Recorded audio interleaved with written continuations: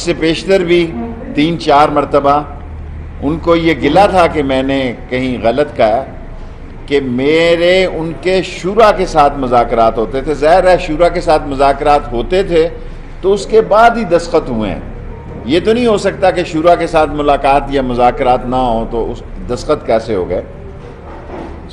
20 अप्रैल को तय पाया कि हम 19 की रात को तय पाया कि हम 20 को ये कौमी असम्बली में पेश करेंगे और कौमी असम्बली का खुसूसी इजलास 20 तारीख को बुलाया गया और वो मसवदा अगर आप चाहें तो उसकी कापी आपको इसके बाद हम दे सकते हैं। मैंने जेब में रखा था आपको पढ़ के सुनाने के लिए कि जिसमें फ्रांस के सफ़ीर को मुल्क से निकालने के बहस का भी वो शामिल थी कि उस पर बहस की जाएगी। और नामूसे रसालत के लिए जो इमरान खान ने यूनाइटेड नेशन में OIC में और सारे सरबराह को ख़त लिखे, 22 करोड़ मुसलमानों में कोई भी शख्स ऐसा नहीं है जो लब्बैक या रसूलल्लाह का नारा नहीं लगा सकता या ना लगाता हो। ये 22 करोड़ लोगों का नारा है। लेकिन ये मतलब नहीं है कि ये समझा जाए कि इस्लामाबाद में कोई और बैठे हैं, लाहौर में कोई और बैठे हैं। ये हमारे दीन का नारा है, कोई सियासी एजेंडे का नारा नहीं है, इस्लाम का नारा है, इस्लामाबाद का नारा नहीं है। और उनके साथ जो मामलात हमारे तय हुए उसमें ये भी तय पाया कि हम उनके MPO के तहत जो गिरफ्तार लोग हैं उनको भी रहा करेंगे। अभी जब मैं आपसे खिताब कर रहा हूं 733 में से आधे घंटे पहले 1 घंटे तक 669 लोगों को रहा कर दिया गया। 669 लोगों को, ये ज़्यादातर साउथ पंजाब फैसलाबाद डिवीजन। 30 गाड़ियां जो हैं वो जली हैं, जबकि 5 गाड़ियां उन्होंने भी वापस की हैं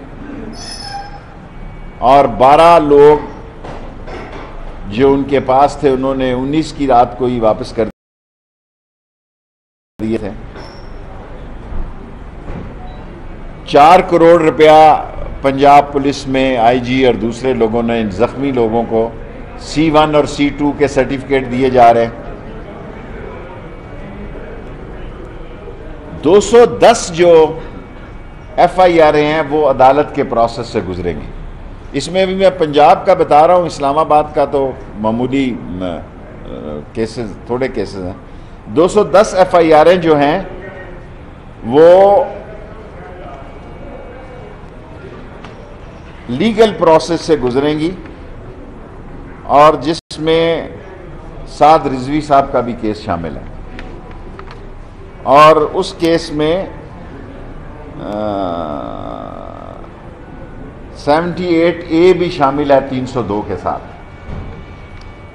और हमने जो उनको कालअदम करार दिया है उनकी 30 दिन में अपील आनी है हमारी मिनिस्ट्री को। ये हमने गालिबन 12 तारीख को उनको ये करार दिया। 30 दिन के अंदर उन्होंने इसका जवाब दाखिल करना है और उसमें इनको अपीयरेंस भी दे सकते हैं अगर ये देना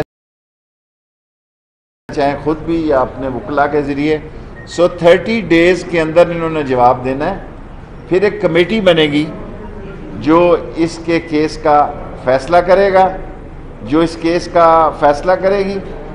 और सबसे अहम बात जो मैं आपसे करना चाहता हूँ कि प्राइम मिनिस्टर खुद मगरबी ममालिक को नामूस रसालत के सिलसिले में एतमाद में लेने, मगरबी ममालिक के हुक्मरानों को एतमाद में लेने जा रहे हैं। और ऐसी सोच पाई जा रही है कि एक मुश्तरका लाहे अमल तैयार किया जाए जिसमें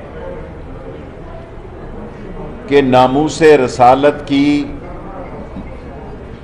अरबहा मुसलमानों के अंदर उनके मज़हब में जो अहमियत है वो सारी दुनिया को, अवाम को, सारी दुनिया के हुक्मरानों को इमरान खान जो है वो उससे आगाह करने जा रहे हैं। एंटी टेररिज्म एक्ट 1997 के 11C के तहत उनको हक हासिल है, 11B के तहत वो बैन हुए हैं।